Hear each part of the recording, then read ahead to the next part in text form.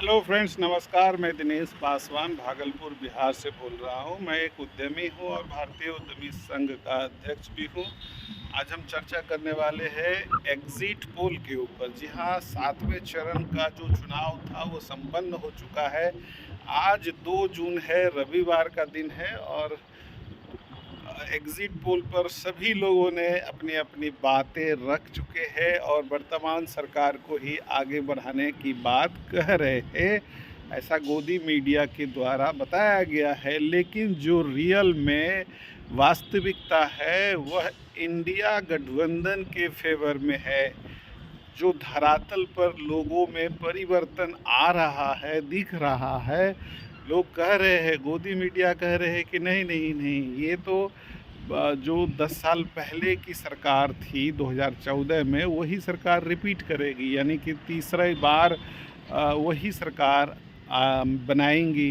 यानी कि वो इंदिरा गांधी का जो है जैसा प्रदर्शन करेगी और नेहरू जैसा कार्यकाल पूरा करेगी। ये अपने आप को दर्शा रहे हैं। और जैसा बताया गया है, आप किसी भी टीवी में जो तथाकथित गोदी मीडिया कहा जाता है, उसमें वर्तमान सरकार को 300 से ज़्यादा सीटों पर जो है वह दर्शाया गया है। यानी कि आपको जो है करंट दिखता है कि अगर वर्तमान सरकार जो है अगर इतना ही सीट ला रही थी, कह रही थी कि 400 पार 400 पार, मुझे ऐसा नहीं लगता था, लेकिन और है।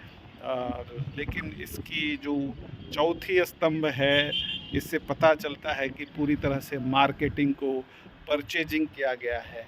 और इसीलिए लोग, मैं नहीं कह रहा हूँ, हर व्यक्ति कह रहा है, हर व्यक्ति की ज़ुबान से, कि मीडिया को ख़रीद लिया गया है और वो अपने आका के हिसाब से ही रिज़ल्ट प्रस्तुत करेंगे। तो मुझे ऐसा लगता है कि यह रिज़ल्ट अब तो 2 दिन के अंदर आपको, हम सबको मालूम हो जाएगा। तो मुझे लगता है कि इंडिया गठबंधन की जीत होगी और अच्छी जीत होगी। अगर ये जीत नहीं होती है तो इसका मतलब है कि एंटी इनकम्बेंसी है ही नहीं। लोग यहाँ मुस्कुरा रहे हैं, लोग बिना जॉब के, बिना रोजगार के भी हंस रहे इसे तो इसी से यही पता चलता है कि लोगों को रोजगार की ज़रूरत ही नहीं है। लोगों को जो है तकनीकी की ज़रूरत ही नहीं है। लोगों को जब रोज़गार ही नहीं मिलेगा तो खाएगा क्या? 5 किलो अनाज सरकार दे रही है, उसी पर उसका घर चल जाएगा।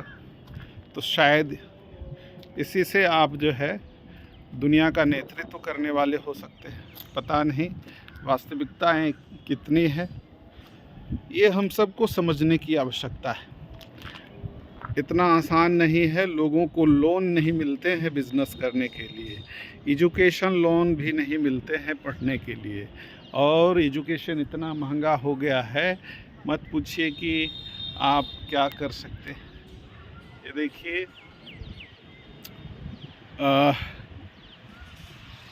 ये जो ग्रीनरी क्षेत्र है ये बहुत अच्छा है।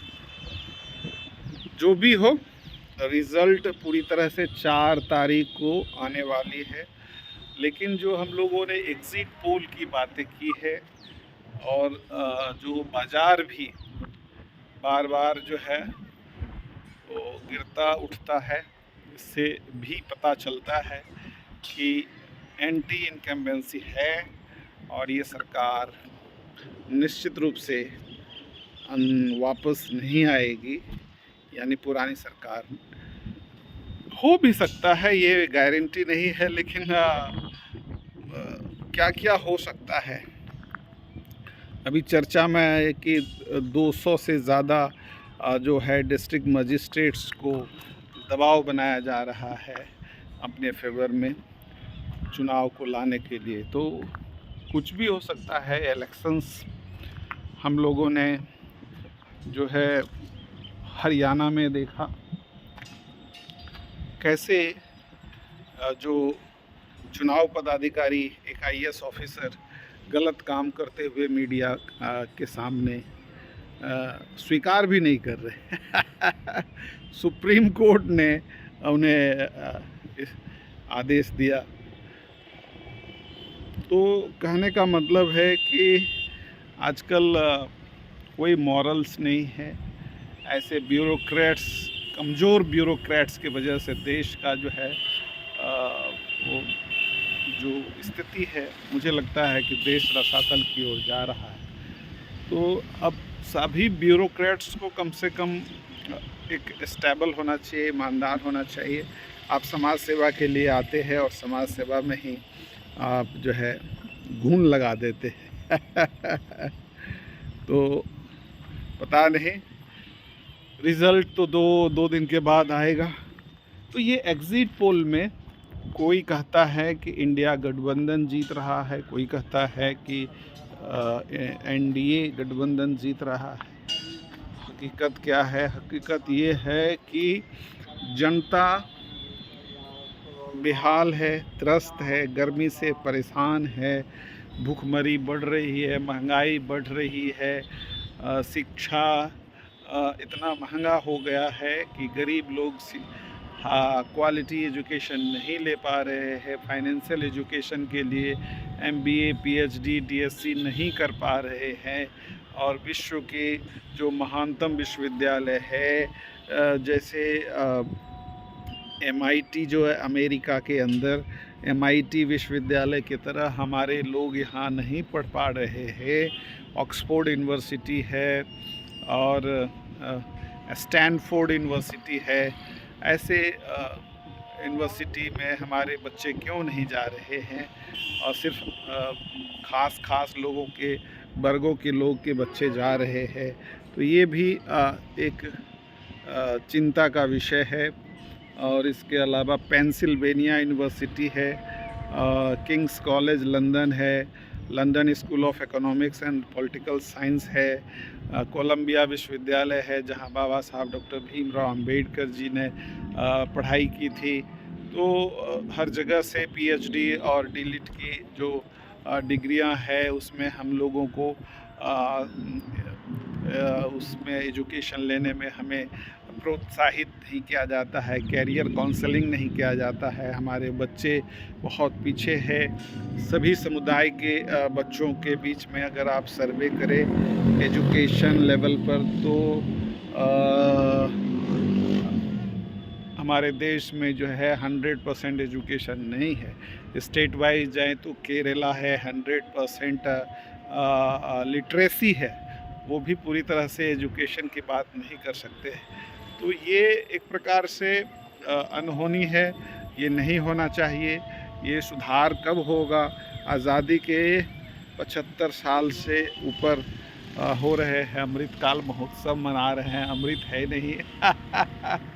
हम यहाँ तो शुद्ध पानी नहीं मिल रहा है। बेंगलुरु में वाटर क्राइसिस हो रहा है और पूरे विश्व में जो है गर्मी जो है, क्लाइमेट चेंज की वजह से गर्मी बढ़ रही है।